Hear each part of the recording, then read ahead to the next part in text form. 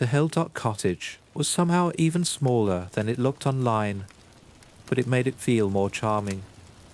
Sunlight split generously through the mismatched windows, catching on the old brass fixtures and the worn but beautiful woodwork that ran along the door frames, while the garden was wild and overgrown in the best way, full of wild pollinator flowers for bees and tangled roses, with thyme creeping into the cracks of the old stone path.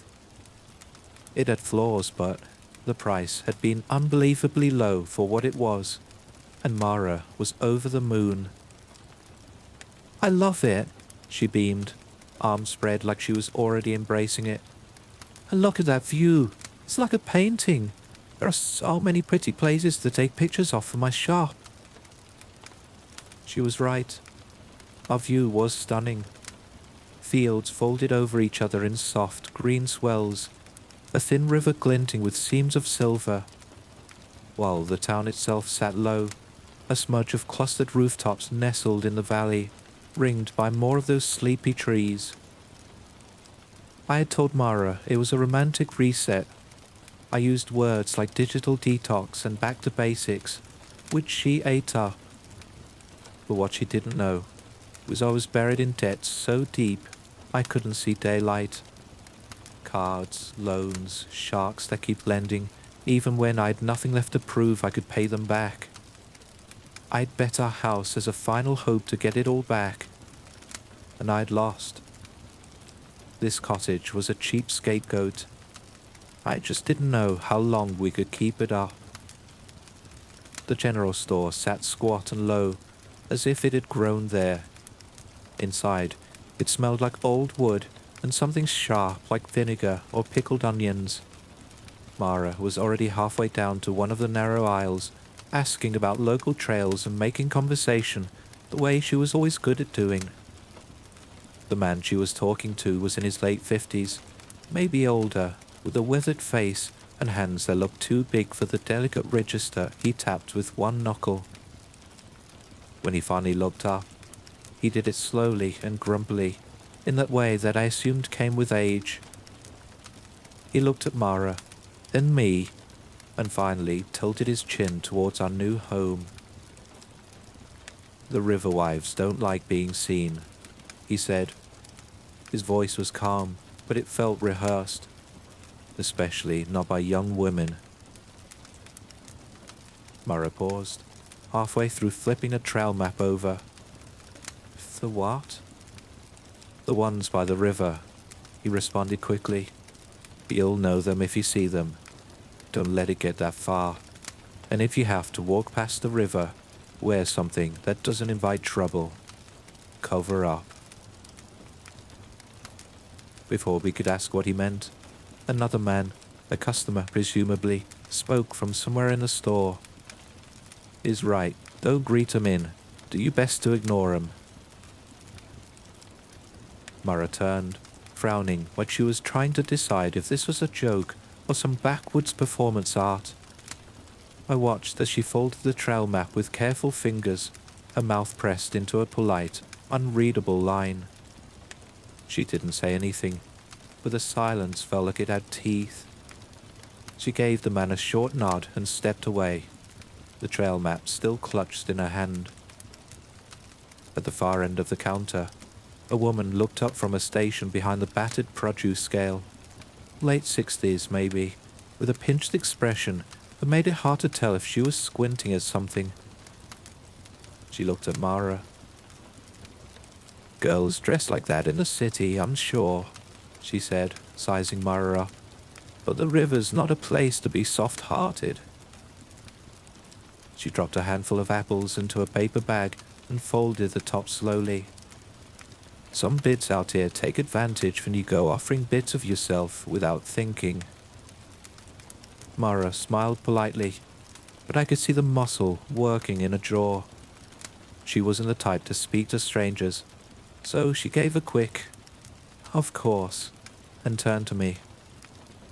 I caught her expression, the kind of look that meant, "Get me out of here before I say something I'll regret." "Let's go," I said, already moving. "Still need to get to the hardware shop before it shuts." Thank you for the advice." We stepped out into the sun, and Mara was quiet for exactly 3 seconds. "Bloody hell," she muttered. "Cover up because my arms are out? It's 21 degrees and I'm wearing a nice sundress. Sorry for dressing like it's a warm day and not a funeral." She didn't wait for me to respond, just kept walking. "I get that it's a small town," she said, "but come on, offering bit to yourself, wear something that doesn't invite trouble." She made air quotes without slowing her pace. "It's all just polite language and know your place, girl. Did you notice they didn't say a word to you?" "I did notice," I said, "and yeah, it's daft." I glanced back at the shop, then ahead at the worn cobbles, tufts of grass poking through the gaps, and nettles crowding the edge of the road.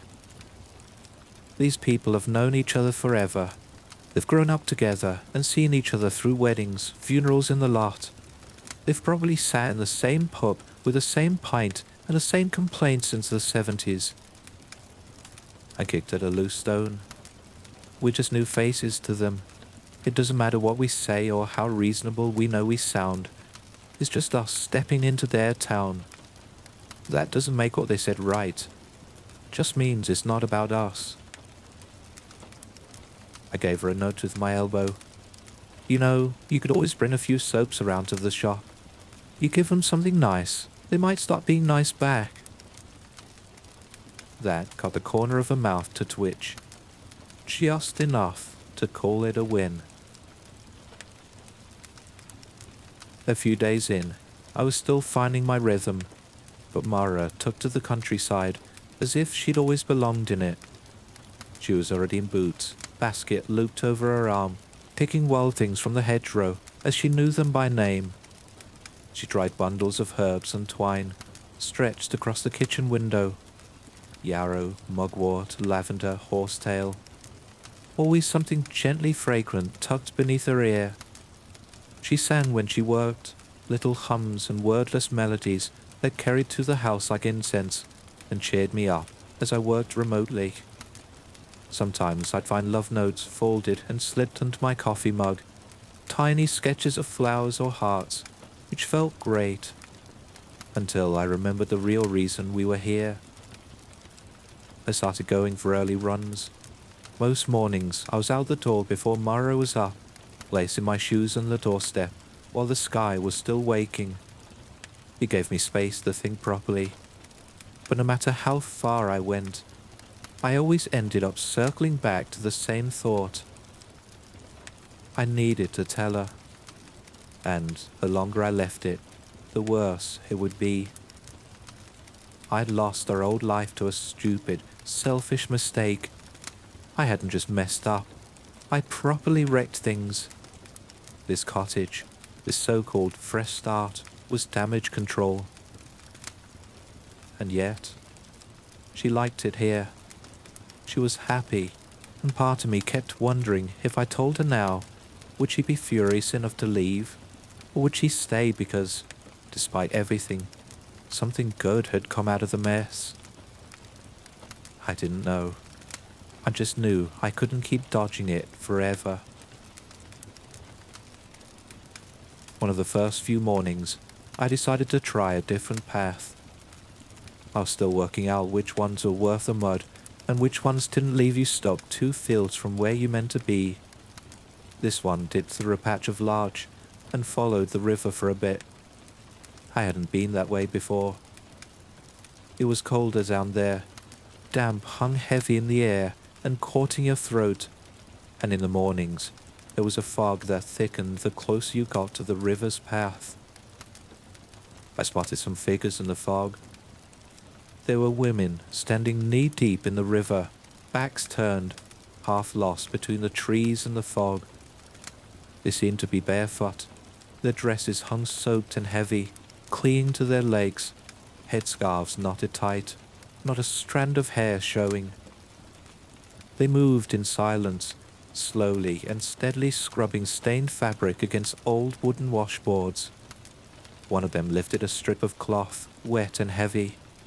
She twisted it with both hands, and red water trickled out. Then, my foot went out from under me. I went down hard, knee first onto the path. Pain shot at my legs sharp enough to make me swear out loud.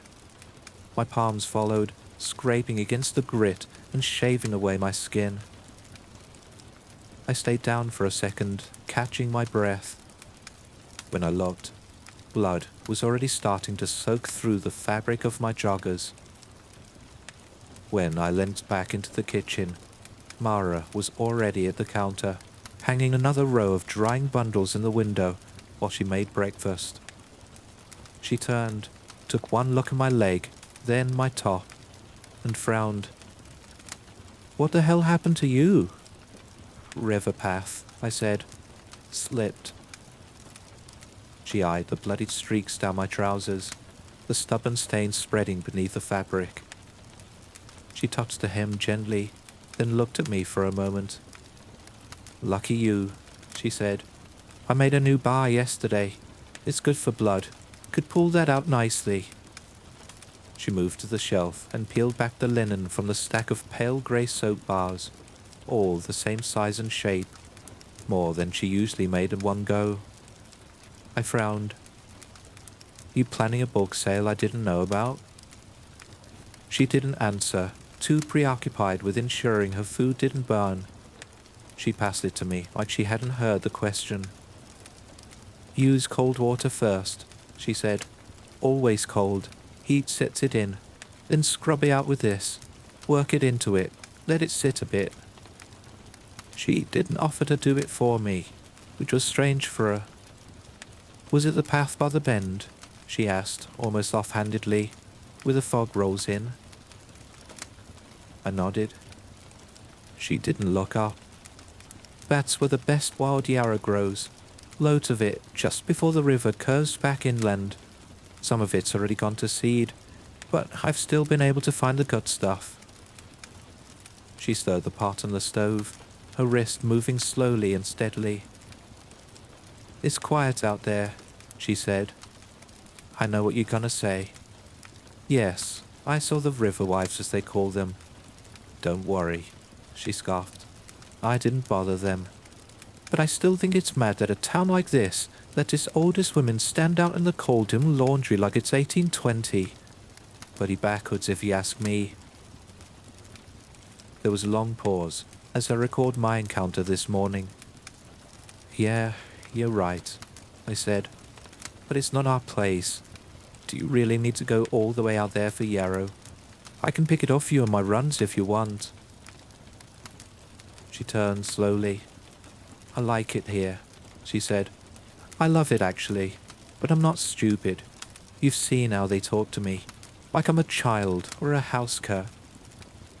She set the spoon down, a bit harder than she probably meant to. "I won't play small just because it makes this place more comfortable. I like my walks. I like finding things with my own two hands. I don't need someone fetching yarrow for me, like I'm some little wifey who's safer staying inside." All right, I said gently. "I get it. I'm sorry." She sighed, pinching the breech of her nose. "Sorry, that wasn't aimed at you. Just all of it. This place is so beautiful until people start speaking that way." I stepped forward and rested a hand lightly on her back. She didn't pull away. "You're right," I said quietly. "You shouldn't have to shrink, not for anyone." She looked at me, and something softened behind her eyes. Her shoulders dropped a little. "We moved here to grow, and instead I'm supposed to fold up smaller." "You won't," I said. "Not with me. Not ever." She leaned into my chest with a soft, exhausted sigh, and I wrapped my arms around her, careful of the hurt still tied at her hip. "I like that you worry," she murmured. "Just don't make it delicate." "I'm not." "I know," I said. "You're a bloody force." That got a quiet laugh. She pressed her forehead into my shoulder and let it sit there for a few seconds longer. Then she pulled away and gave my leg a glance. "You'd better get scrubbing, by the way. If you let that set, I'm not making a second batch." "Noted," I said. "Cold water, firm scrubbing, let it sit. Got it." She gave me a mock stern nod and went back to her pot. I waited a few days before running again. My knee still twinged when I bent it too far, but I told myself the ache was good. It meant I was healing. It was early again, and the fog thickened as I got closer, just like last time. This time, however, I was determined to see what was past the river. And, as I'd expected, they were there again. The same women in soaked dresses, dragging the soaking clothes against the washboard. But this time, one of them turned slightly, like she'd heard me coming. Her face stayed hidden, just enough that the scarf blocked everything but the curve of her jaw. "Would you be kind," she spoke, "and give this one a twist? These old hands aren't what they used to be." She held up a sodden sheet. It was dark and dripping. She turned it slightly in her hands. It hung limp and lifeless, the water sliding off in long, reluctant ropes. There was something in the way she asked, though I couldn't put my finger on it. So I stopped. The fog pressed against my back. The only sound was the slow drag of fabric and the slap of water on stone. The birdsong had long disappeared. My fingers twitched like they might move on their own, and I shuffled my feet forward. But then I noticed her arms. They were pale and bloated, way past the usual prune from water. Then I noticed the folds of the dress near her wrists were torn in places, like the fabric had been picked at. And the sheet, it wasn't clean. The water sliding off it was thick and red, too heavy looking to just be mud. "Come on, love," she said again, voice softer this time. "You've got young arms. I've had awful joint pain lately, and a terrible bit of rheumatism in the elbows. It just needs a twist." She gave the sheet a small, hopeful jiggle, like that would draw me closer. She still didn't look at me, which bothered me more than I wanted to admit. I don't know why, but it made my skin crawl. There was something unnatural about someone asking you for help without ever meeting your eyes. "My wrists have been locking up something terrible," she added, as if it hurt just to say. "All this damp in the air, worse than it used to be. You'd be doing me a kindness."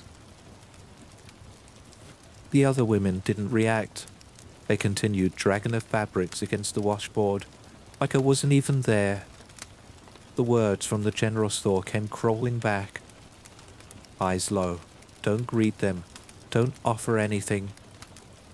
I thought it was cruel the first time, rude for the sake of it. But at that moment, it felt like advice was passed on with caution. Still, I hesitated. Because what if she really was just some old woman in the cold water, soaked to the skin, wrists giving out from years of doing this exact motion? What if I was being the bad guy here, watching her struggle and walking away like it could cost me something? I began. "Oh, sod it then," she snapped at my voice. "Suit yourself." The shift in the tone shocked me. It wasn't the sort of hurt you'd expect from being turned down. It was snappy and impatient, like she'd dropped something and blamed me for not catching it.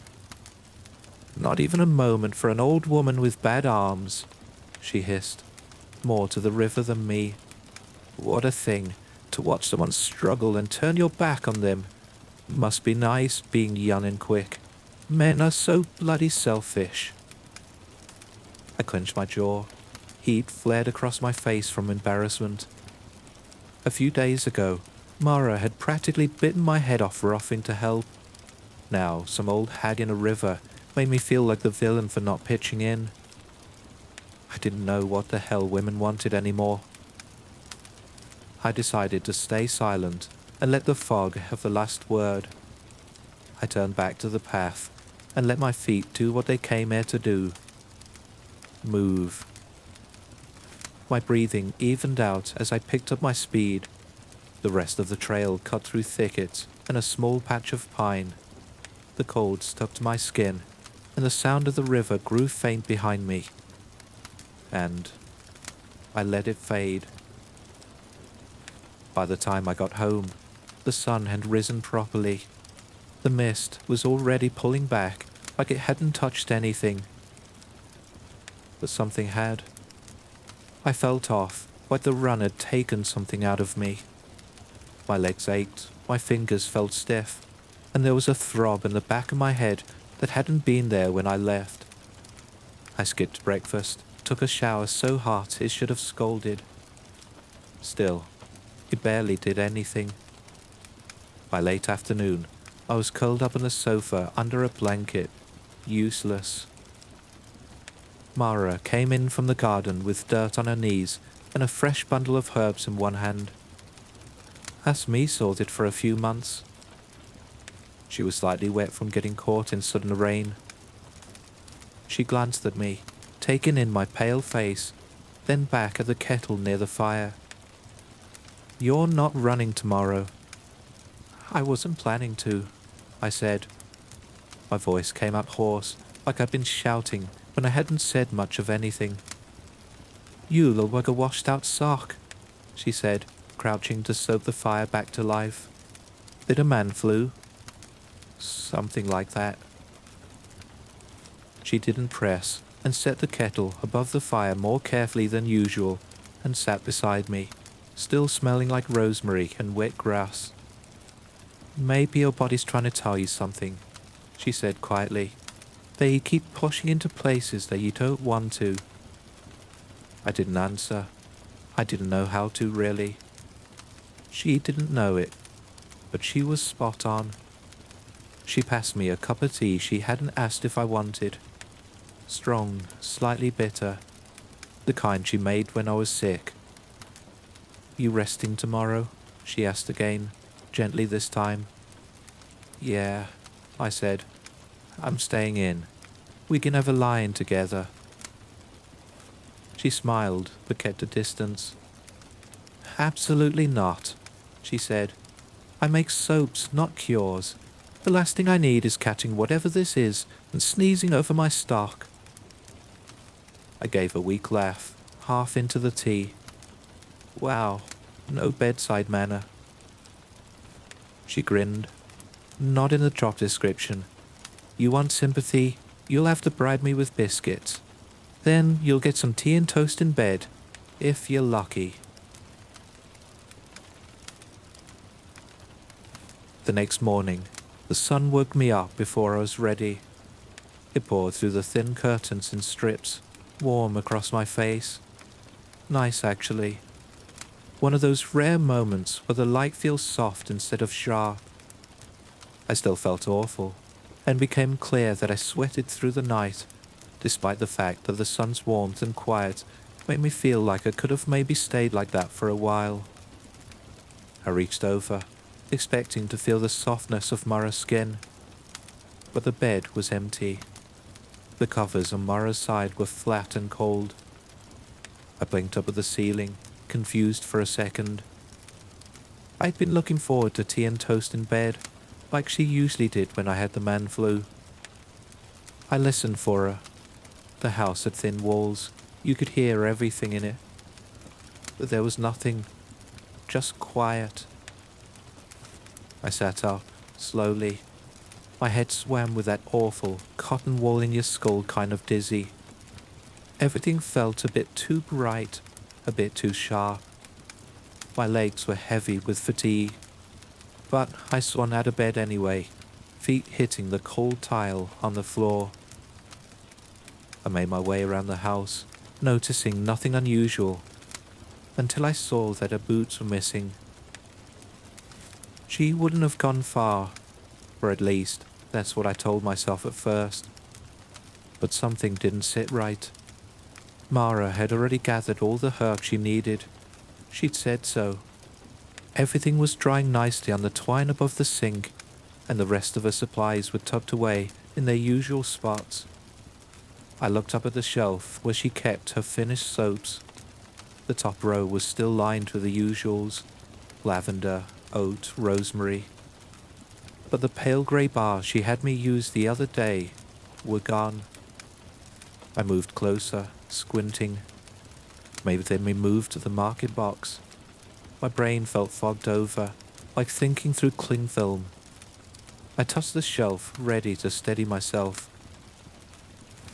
Nothing. Not a single bar left.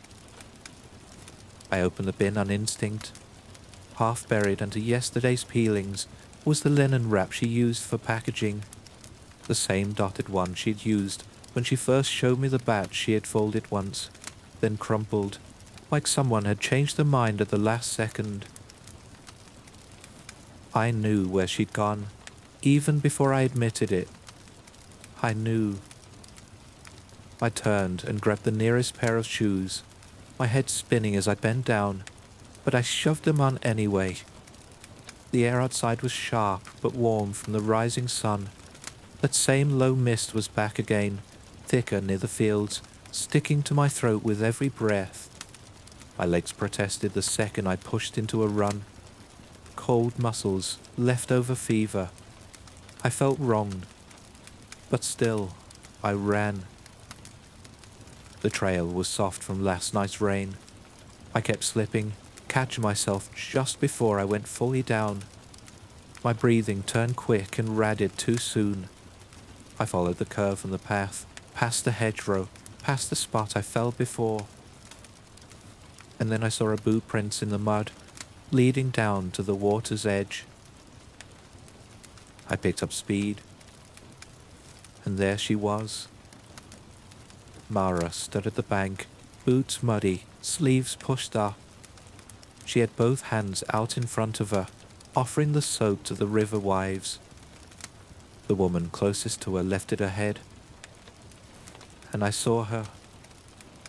Her face was puffed out in places and sunken in others, like it had been soaking too long in the wrong kind of water. A bloated corpse came to mind. Her skin had that grey, puffy look, like you'd seen pictures you wished you hadn't clicked on. Her lips were pulled thin, but puffed at the edges, like they were losing their shape. I opened my mouth to call out, but instead, my stomach turned. The run, the fever, and the sight of the woman all hit me at once. The taste of last night's food climbed back up my throat, and I barely had time to lurch to the side before it came up. I doubled over, retching hard, hands braced to my knees. Bitter, half-digested vomit hit the mud with a wet slap. My eyes watered. The noise, the stench, and the sting in my nose all grounded me and made it worse. I wiped my mouth with the back of my dressing gown sleeve, heart still hammering, chest heaving. And Mara had turned towards me with a concerned look on her face. She didn't have time to say anything. The river wives moved faster than they had any right to. One of them surged from the water in a wet heave, cloth slapping against stone. Mara turned too late. Her hands fumbled, soap slipping from her palms and hitting the rocks. Another one rose behind her, then another and another. They surrounded her, waterlogged limbs coiling around her legs, waist and arms. One pressed a palm flat against her chest. Her boots lost grip and her knees gave. They began to drag their washboards across her back, over her arms, over her scalp, like they were trying to strip her clean. They worked fast. Her clothes came apart at the seams, threads pulled like worms from the stitching. Her skin went with her, peeled back in patches, red blooming and then vanishing under the froth. One of them worked at her wrist until the joint gave a little pop. then twisted. Another opened her mouth wide and bit down Amara's shoulder like it was bread. The flesh gave. Mara's mouth opened, but no sound came. I forced myself upright. Stumbling forward, my legs didn't want to cooperate. Mara reached out in a last, weak attempt to push away, to reach for me. But then her head went under. Her hair was the last thing I saw of her, fanned out on the surface like ink in water. I finally made myself step forward, and one foot sank into the bank. But I didn't go any further. I couldn't. I was outnumbered. There were too many of them, and whenever they weren't just old bats with bad joints. I threw up again, barely staying upright, still shaking. I could taste it all in my mouth, and the feel of last night's sweat still clinging to my neck. One of them turned slightly in my direction, just enough to let me know she'd clocked me, and I stumbled back weakly, shoes skidding in the mud. My heel caught a root, and I went down hard, hands scraping against the cold, muddied stone as I scurried back on my feet, losing a shoe to the river. And I ran, faster than I'd ever run before. I didn't stop until I hit the edge of the village. My lungs were burning, my chest felt too small. One foot was raw, my socks soaked through, and mud clinging to the back of my legs like tar. I stumbled into the center, wheezing, hunched, eyes scanning for anyone. The first person I saw was the woman from the shop. She didn't flinch. "Your estate," she said instead, eyes flicking to my missing shoe, then the blood and the dirt down my arm. "You went down there, didn't you?" I opened my mouth to speak, but the words weren't ready. My throat closed around them. Behind her, another man leaned out from the post office steps. He took one look at me, then shook his head like he'd seen all he'd needed. "You were warned, son. Better not bring that hassle into town. Either leave or go back and finish what you started." I shook my head, still breathless, voice barely there. "I need the police. I need someone to—" The woman scoffed. Actually scoffed. "Oh, love, no one's calling anyone. What would they even do? Fill out a form and lose it?" I looked up at her. Mud streaked up my legs, acid in my throat, one shoe gone to the river. I must have looked half mad. "She's gone," I said. It came out dry and it stung. "They took her." The woman from the shop just shook her head. "Then it's done." She looked me over again. There was no pity in it. "They're not coming for you," she said. "Whatever happened out there, it was between her and them. They don't take much interest in men." She nodded at my state, but that explained it all. "You're not theirs to bother, unless you give them a reason." She paused momentarily, as if deciding whether to waste the time saying the rest. Then she nodded toward the village green. "You can waste your morning reporting it. The police will be down there, poke around with the notebooks, and by the time they do, they won't find a thing. They never do." She shifted her weight and tucked her hands into her cardigan sleeves. "Or you can come inside, sit down and have a cup of tea. Let it settle a bit. Figure out what you want to do next, if anything." I couldn't answer. The clouds had closed in and rain had started again. That fine, soaking kind. She gave me a look that wasn't quite sympathy. Just something like, well, tick. The weeks that followed were slow and quiet in the worst kind of way. The shop lady was right. The police didn't find anything.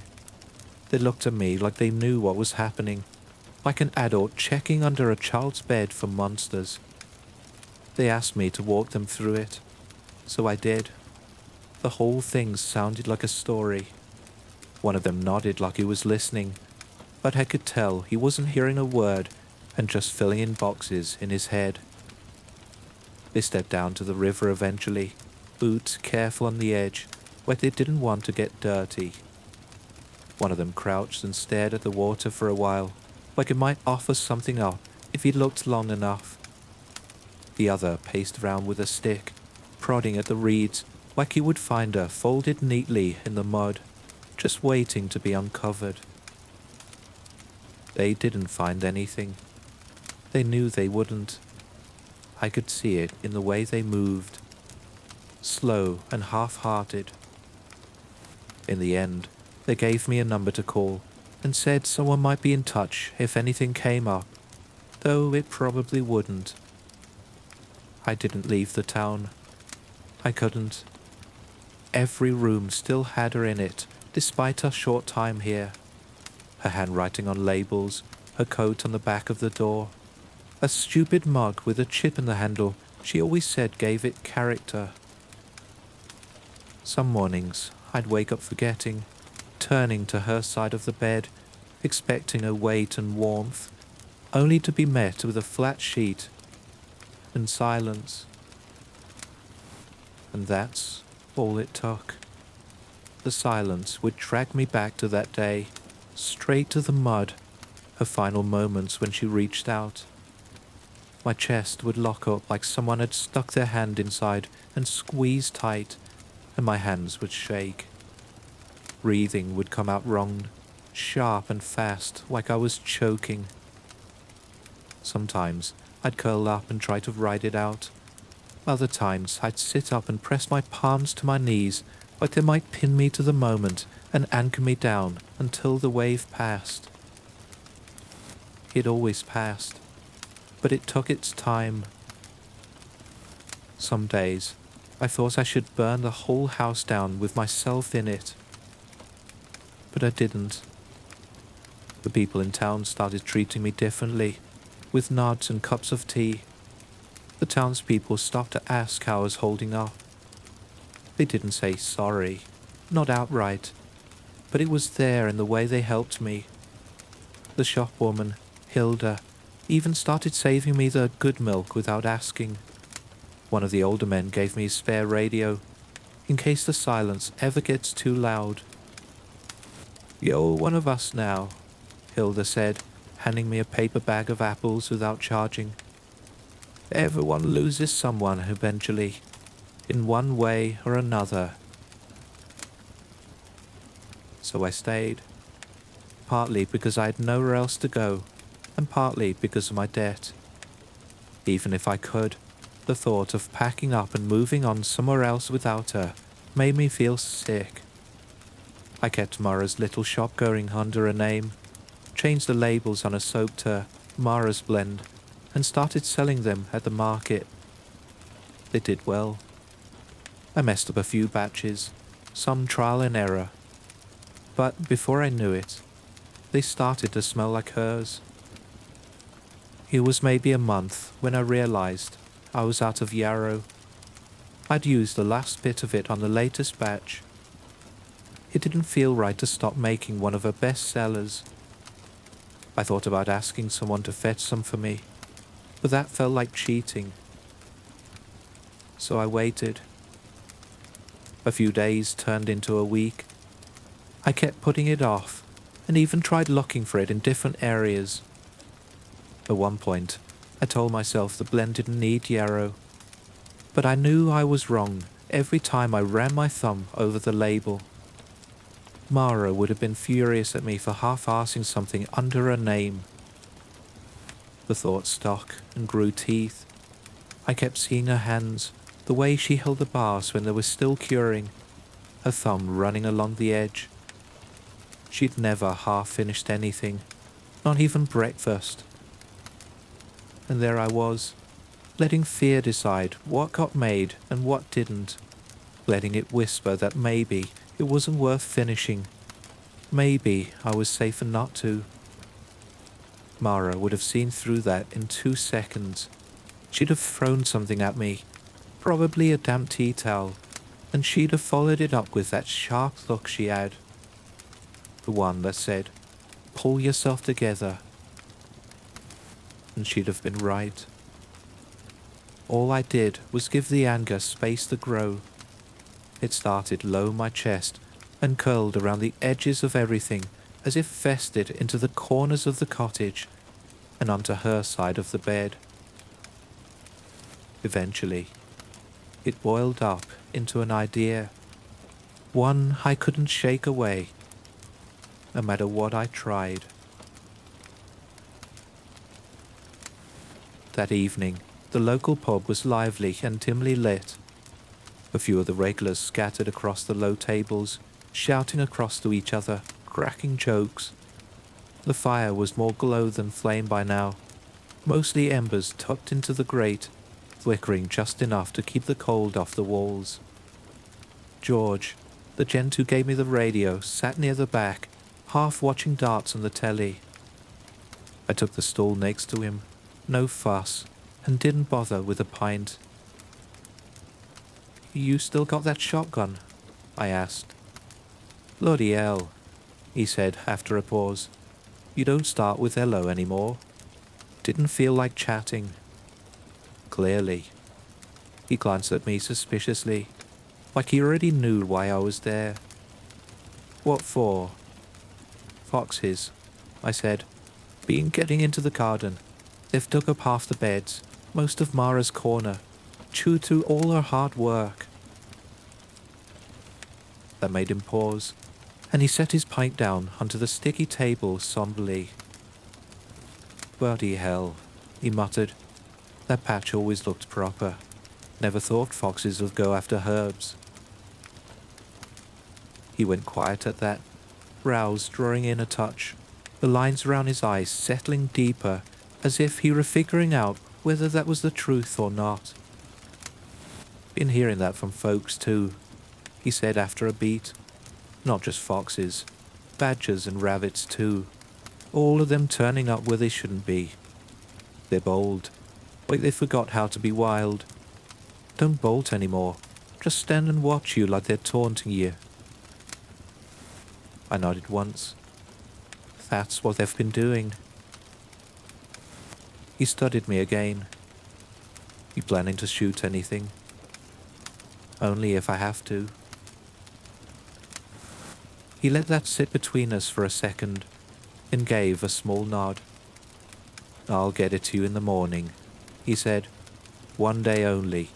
Barrel pulls a bit left if you're not paying attention, and it kicks like it's got something to prove. So don't try and be clever." "I won't." Once I had the gun, I set out early. The sky was grey, and the path was soft with last night's rain. The shotgun was wrapped in oilcloth and strapped across my back. I could feel it with every step. Foxes, I'd said. Pests. George must have known. He'd handed me the gun like he understood. He said nothing but gave me a small nod, the kind that said, "Do whatever you gotta do, mate, but don't come crying after." The fog was thicker this time, proper thick. It clung to the hedges and swirled low across the path. The visibility was awful. The river wasn't even in sight yet. But I could feel it, just around the bend. That damp, cold presence and impending doom. I stopped walking, reached back, and undid the strap. It came free without fuss, oilcloth damp with mist. I unwrapped it slowly, feeling the weight of it in my hands. It felt wrong, like it knew I had no business holding it. My arms weren't made for this, my hands weren't steady. I never handled one before, not properly, not like this. And there I was, alone in the mud with fog at my ankles and a loaded shotgun in my grip, like I knew what the hell I was doing. I broke it open to check the 2 shells. They were right where they were meant to be, and when I clicked it shut, it made a proper sound, clean and final. Then I kept moving slowly. My boots sank a little into the wet ground with each step. I could feel the thud of my heartbeat in my jaw and fingertips. Then I saw it. A figure of a woman standing in the water with her back turned, her dress soaked and clinging to her legs, and her head was wrapped in a scarf pulled tight. Every muscle in me went taut. I raised the gun and flicked the safety off with my thumb, clumsy and stiff. The click was louder than I expected. It made the hairs on the back of my neck stand up. The figure reacted to the noise, one foot dragging through the water like she was remembering how to stand. Her body swayed slightly, and every part of me tensed. My arms were locked, and my shoulders tightened. I braced the stock against my shoulder properly, lifted the barrel, and lined it up through the grey. The fog swirled around her, thick as milk, only showing a blur of her. I couldn't see her face, but I knew what this was, what it had to be. One of them. I had seen this before. I knew this shape, this silence, the soaked dress clinging to her legs, sleeves hanging heavy, hair hidden, no part of her left to recognize. She was just another one of them, waiting for her next victim. So I aimed, and just when I had her square in my sights, she spoke. "Did you finally bring those biscuits you promised me?" The words took the ground from under me without warning, and my arms dropped just a little and shook. I couldn't help it. It felt as if the gun had become heavier. Because it was her. It was Mara.